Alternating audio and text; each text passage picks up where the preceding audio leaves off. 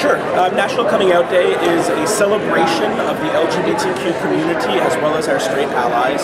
It's a day and a time period of the year where we encourage people to talk openly and honestly about sexuality, inclusive and more. It's a day where we Okay, so how long have you been in this occupation, I guess, in this position here at Purdue? Well, I'm wearing my Out Since sticker, and my Out Since sticker means that I really came out first to myself in 1994 and started coming out publicly to friends around the same time period, but coming out is a lifelong process, and so even today I find myself coming out or disclosing my sexuality as a gay man to people on a regular basis, sometimes because I need them to know that information for some reason, or other times because it's important for me to have that relationship with them to know about me.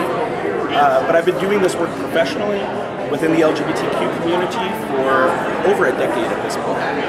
Okay, and so has it, what are the challenges of working in this area?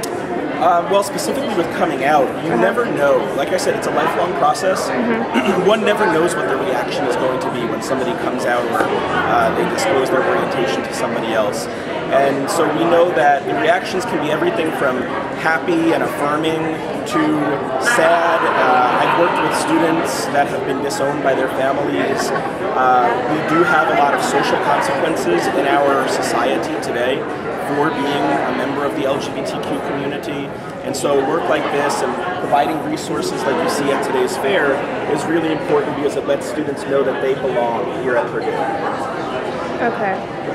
So do you think it's easier today to talk about being gay or lesbian? I think today it's the easiest it's ever been for some people, but that doesn't mean that there's no social consequences right now. I would argue that even though it is easier, we see more visibility of the LGBTQ community. Generally speaking, it is still a very big challenge to disclose your orientation to somebody or even to yourself. I think we've all been made aware in recent years that homophobia, biphobia, and transphobia has some serious consequences and negative effects.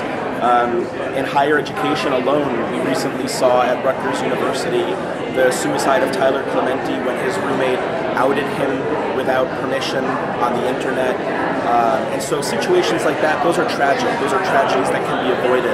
And it's our work to make sure that that doesn't happen ever again.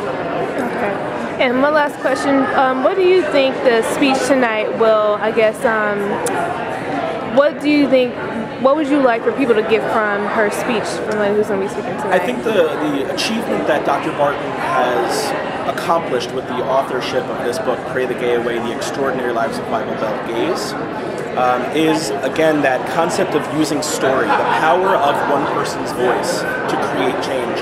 What this is ethnographic data. It's interviews that she accomplished with a variety of diverse people living in the Bible Belt, just we're talking about their experiences. And through storytelling, finding ways for people to connect to other people's lives that might be different from them or might be the same as them.